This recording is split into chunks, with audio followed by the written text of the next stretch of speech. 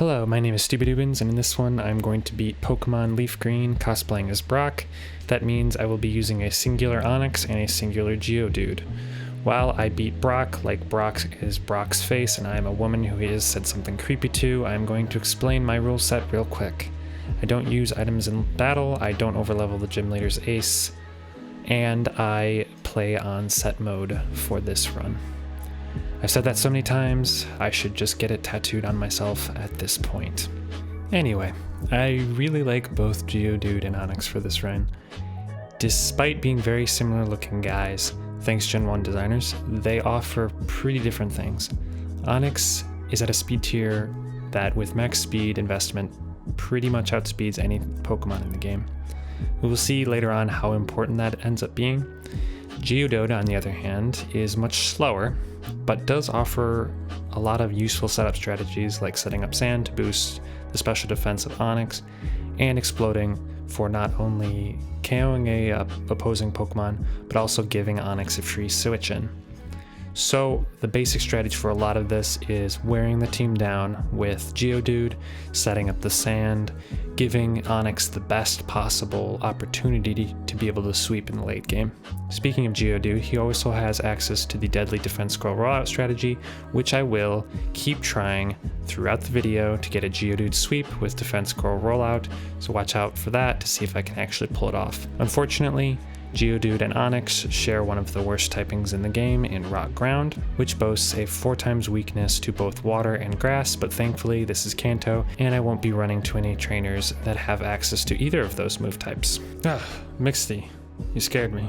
Don't sneak up on me like that. You saw me beat Brock where the strategy was to click a button and hope for the best, and now I'm fighting Misty where the strategy is to either crit or flinch or star me with Rock Slide.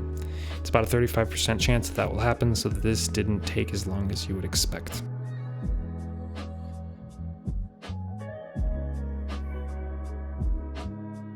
Next up is Surge, and this begins the quest of trying to get a defense scroll rollout sweep with my Geodude. This is probably one of the better chances to get this sweep because Geodude is immune to electric, and these type of gym leaders only have normal type moves as their only non-electric type move. So let's see how I mess this one up. I guess I kind of want to talk a little bit about why I like playing these types of runs before we move on. I think it plays into the Karen idea that you can win with your favorites. And I really do appreciate that idea. In competitive Pokemon, that doesn't necessarily work out all the time, but in these games, these are children's games obviously, so they're not nearly as hard as playing against someone else. You really can, because every Pokemon is good and every Pokemon does something. And what I like finding out during these runs is exactly what do these Pokemon do? What are they good at? I'm going to interrupt real quick and explain the strategy for this fight. Erica has multiple Pokemon who their only damaging move is Giga Drain, which in this gen only has 5 power points. The idea I have is to stall out each Pokemon, alternating between Substitute and Protect. I easily outspeed each of your moms, so this really isn't that difficult. It's definitely cheesy, but that's what she gets for running a completely slow team, and each of which only having 1 attack. During my Numel run, I found out that Numel's actually a really good support Pokemon. They have Will-O-Wisp, they have Sunny Day, they have a lot of great setup stuff. They can actually do a decent amount. What ended up ruining that run is the fact that they're very slow and also not that bulky. But I did find what they do. In this run specifically, I thought Geodude was going to be awful and wouldn't do anything. Geodude, as you will see during this run, ends up picking up a lot of kills. And the only reason Onix can sweep at the end is because of the work Geodude does at the start. Geodude is a very good setup Pokemon, a very good suicide lead. In competitive Pokemon, there's this thing known as suicide leads, where Pokemon shoots out a bunch of stuff like sticky webs, stealth rocks, spikes, and then ends their life. And then you can sweep with the rest of the 5 Pokemon you have with having that stuff set up. So Geodude, that's kind of what they do.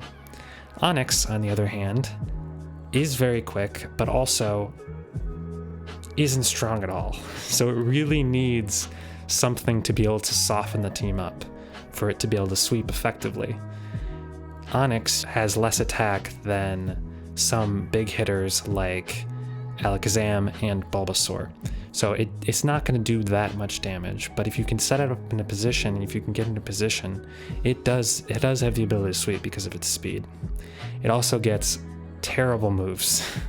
Like Rock Slide is the best move that I have. You will see in the Elite Four, Rock Slide is the move that I'm using. And it's, I think, like 70, 80 base power. I don't know, I can't remember. I'm not looking it up. But it has a 30% chance to flinch, which does give some utility, but it has a 90% chance to miss. It's a 10% chance, but it feels like 90% chance when it matters. So the idea is finding what is useful in a certain Pokemon and using it effectively. So that's why I really enjoy doing these runs, and that's why I continue to do these runs, because I could just play this game normally, but like I said, it's a children's game, so it wouldn't really be that difficult. And I enjoy playing ROM hacks, shout out Radical Red, but sometimes you want to be able to figure something out by handicapping yourself versus the game handicapping you. So that's why I play this game like this. So you saw the Surge Geodude sweep attempt, and now you will see the Koga Geodude sweep attempt. And I will warn you, they end up failing for essentially the same reason. The Surge sweep was ruined by Surge being a little tryhard and paralyzing my poor Geodude, and then setting up evasion moves with his Raichu.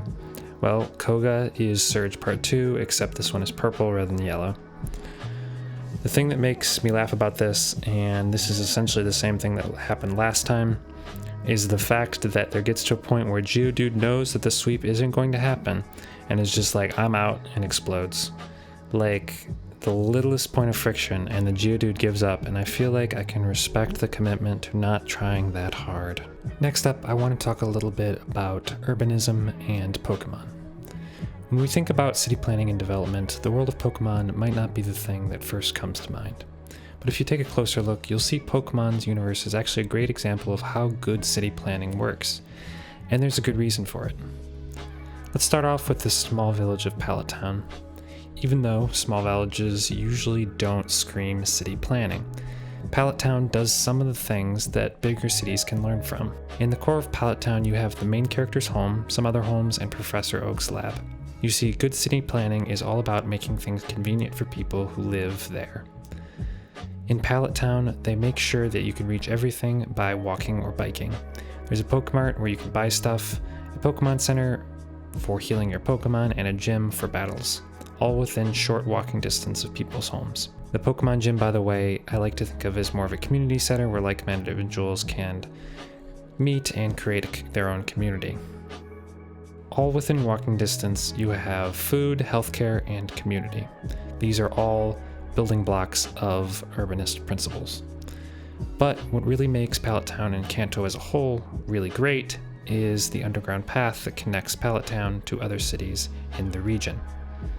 This is a smart move because it lets you quickly travel from place to place and makes sense from a game design perspective, because the goal of the game is to explore the different cities within Kanto, and this path makes it easy and accessible for everyone to do.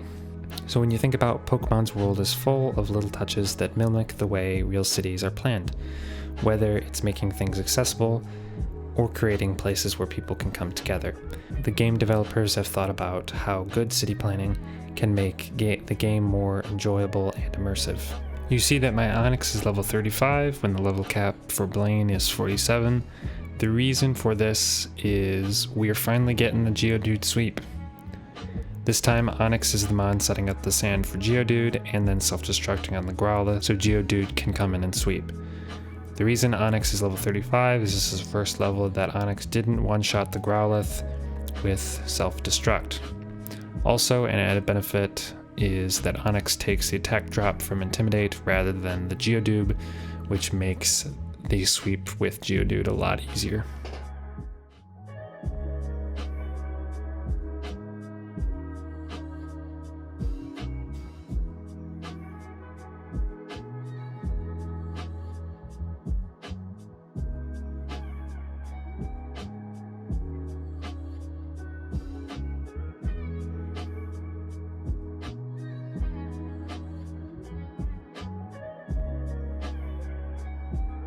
Next up is Giovanni, and at this point I'm really starting to get frustrated with Onix.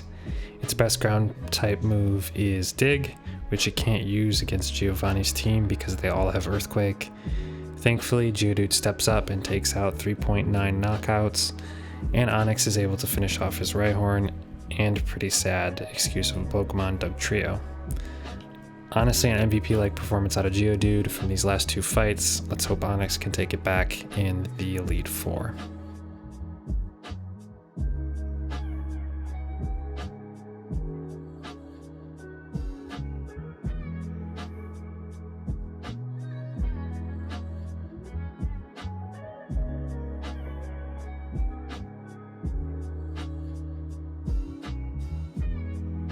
Next up is Loralee and her mostly water-type Pokemon. Given that my main two Pokemon are 4 times weak to water, you would think this one would be difficult, but as you know, Brock is a master Pokemon trainer, and all I need to do for this battle is to either get 1 flinch or 1 critical hit, which you have already seen if I have talked for long enough. Once I get the crit on the Dugong, I can set up a substitute against Cloyster because all it will do is spam dive. Thankfully for this battle I have Dig, so I can dodge every single dive that she throws at me. This does take a while because Onix does suck. However, doing it this way allows me to have a substitute up against her Lapras, which is her only mon that isn't one-shot by my Onix. If I didn't set it up this way, I would either need to get a crit or flinch on the Lapras too, which would take the victory odds from 35% to around 10% chance. Unfortunately for me, I do end up getting that 10% chance when I crit the Lapras, so all of this ended up being moot anyway, but at least it was a good strategy.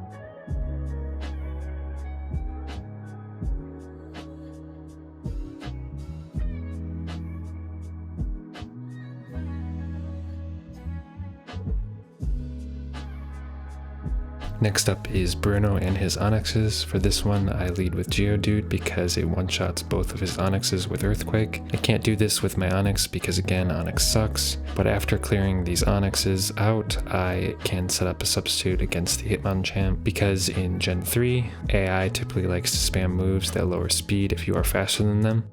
In this case, it is Rock Tomb, which not only does not break my substitute, but also will not lower my speed, which in this fight is very important. For some reason in this fight, he also uses Counter, which I had never seen them use before. I'm able to get my substitute back up because he continues to use Counter. Bruno then wastes both full restores on his Hitmonlee. After that, my strategy is to continue to use substitute against the Machamp, because again, it wants to lower my speed. My actual plan was to spam substitute until it missed its only damaging move, Cross Chop, which is 80% accurate. This would have taken a bit longer, but thankfully he misses Scary Face into missing a Rock Tomb into getting crit by my Onix, once and for all proving who is the better Onix type trainer.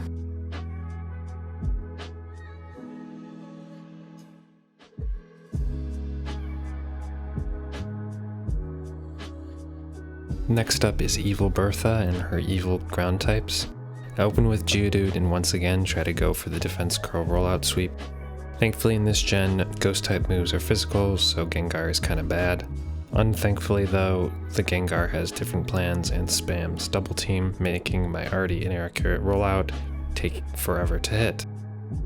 Agatha finally comes to her senses and realizes that this lone Geodude can easily sweep her team, and goes for Toxic, putting him on a timer.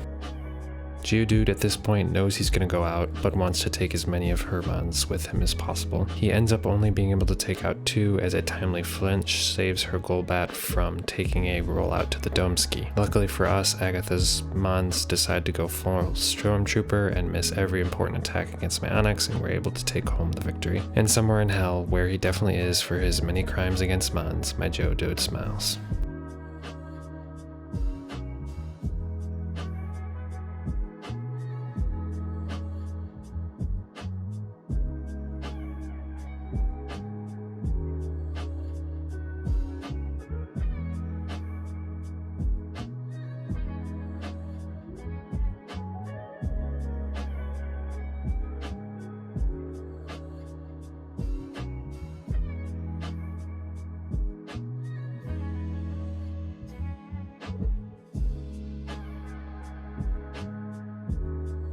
Next up is Max Murderer Lance and his flying types. Well, I think this is pre-Max Murderer Lance, but the point still stands.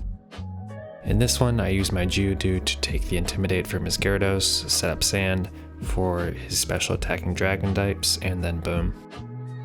Thankfully, his Gyarados doesn't have a single water type move, so I'm able to get all of this off. This one is a little luck based because his Pokemon like to spam Safeguard, which I don't even know what it does, but it doesn't seem to do anything, so I need him to use that at opportune times.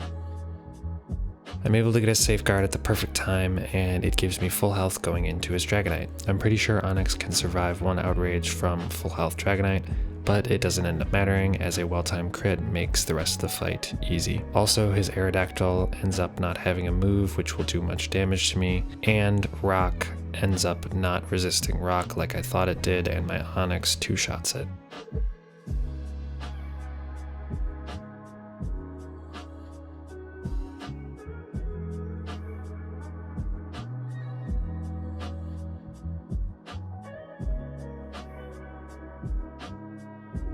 Finally is Champion Red. It is pretty easy to set up a substitute on his Pidgeot because all it has to hit me is Aerial Ace, which won't break my substitute. It also has the added benefit of blocking Feather Dance, which lowers my attack, and is a move that Pidgeot likes to spam. Next up is Rhydon, where we will take advantage of the speed thing I talked about earlier. This is pretty easy, and he goes down after a couple of heals and a couple of Earthquakes.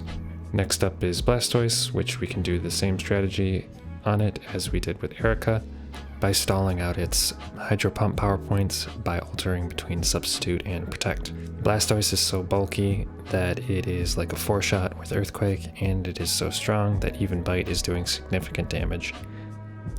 But after copious amounts of stalling, it eventually goes down. Then, when the Executor comes out, you guessed it, I do the exact same thing. This is more safe than the Blastoise stall because after Giga Drain's power points are wasted, the Executor doesn't have anything to hit me with.